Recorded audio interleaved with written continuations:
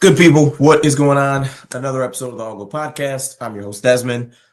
Thank you for tuning in. Greatly appreciate it. And it's been a weird day. I won't get into the details, but as you get older, you start to understand that there's only certain things that you can control in life. And when things that aren't in your control don't go well, the older you get, the more you can handle those things well and mentally. So just something that made me reflect today. But wanted to do a quick video to talk about Coach Prime and at the Colorado Showcase. There was a clip that came out of Coach Prime. There was one of the scouts or one of the guys from the NFL was giving some of the players some pointers, some tips when it comes to 40s. They were getting they were at the starting line, and he was down showing them some things. And there was a clip of Coach Prime coming on over saying, "Start the way you guys have already, have been starting. Like basically, do it your way. Don't listen to him. He just got here." And then just kind of walked off. And it didn't get a ton of attention. It wasn't, like a huge story, but it was something that had been mentioned. And I've seen arguments on both sides of it of, Coach Prime was wrong. He didn't have to do that. And then on the other side of, no, he was correct. Like that's what he should have done. In general, I think his message was correct. I think he could have done it a different way. I don't think it was a huge deal at the end of the day. But the reason I wanted to do the video because the reason that it's important to go through your run your 40 the way that you have been training. Think about it. It's April 8th right now. These guys have been training since January, February for this showcase, for the combine, right? All of those guys that were at the Colorado Showcase weren't at the combine. Some of them were, but they all weren't. So for some of these players, it is these NFL teams' opportunity to get a look at them up close.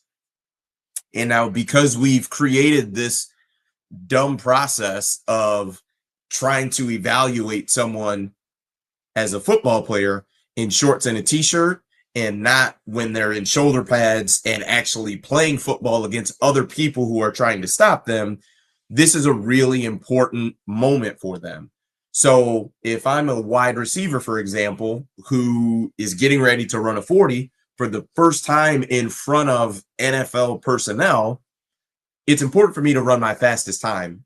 And in a race, a 40-yard, sprint, there's not a lot of room for error. So if you're someone who is getting a tip or a pointer from NFL, scout or personnel who's saying, hey, when you start, do this, X, Y, and Z. If that's different from your process of what you had trained for, that is something that could potentially increase your 40 by 0.2 of a second, 0.15 seconds, which doesn't sound like a big deal. But if you were a 4.49 40 receiver, and now I add 0.2 of a second on that, now I'm a 4.69 receiver. So I go from checking the box of, 4.4 is that will work, right? That checks the box as far as how fast a guy needs to run, and no red flag with that.